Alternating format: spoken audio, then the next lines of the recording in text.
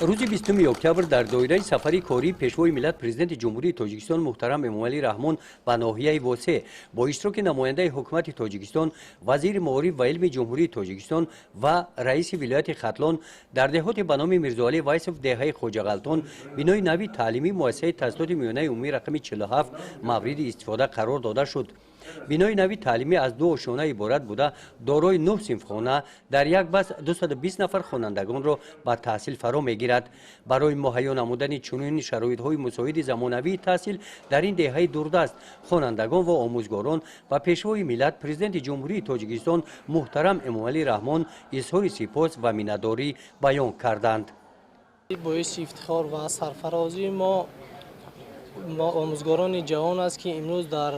دهه ما یک مؤسسه زیبا و برهوا موافق به شرایط دوران استقلال ساخته به استفاده داده شده است که ما از غمخواری های پدرانه اساسگزار صلح و وحدت ملی پیشوای معظم ملت محترم امامعلی رحمان بهر ما جوانان غمخواری های پدرانه کرده ایستاده است که میبینیم که در یک مدت کوتاه بهر ما جوانان یک بنای زیبا و برهوا ساخته به استفاده داده شد. مینه‌داری خود را به اساسگزار صلح و وحدت ملی پیشوای ملت محترم امامعلی رحمان میرسانیم که امروز ما جوانان را دستگیری نموده از دستگیری های پدرانه شان مینه‌داری خود را بیان میکنیم.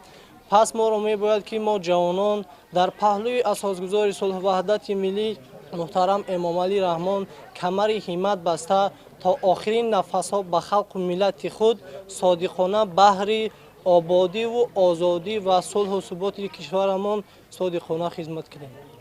بنای نوی تعلیمی مؤسسه تحصیلات میانه عمومی رقم 47 در دهه خوجغلطان در مساحت 1.25 هکتار زمین با پیشنهاد مقامات اجرایی حاکمیت دولتی ناحیه واسه از جانب پودرچی ساختمان جمعیت دارای مسئولیتش محدود سانک ساخته شده است. در کارهای ساختمانی بنای مذکور که مدت 1 سال ادامه یافتند 30 نفر ساکنان محلی به کار جلب گردیدند. وزیر معارف و علم تاجیکستان و رئیس ولایت ختلان بعد شناسایی با شرایط‌های تحصیل در بنای تعلیمی در صحبت با آموزگاران تاکید داشت که ساحه معارف در سیاست حکومت کشور ساحه افضلیتناک به حساب می‌رود. رئیس ولایت در این واقعه همچنین عاید اشتراک خوانندگان در آزمون‌های جمهوریوی داخل شدن به مکتب‌های عالی طریق مرکز ملی تستی و آمادگی به موسم تیرماه زمستان ذخیره سوزشواری توجه ظاهر کردند.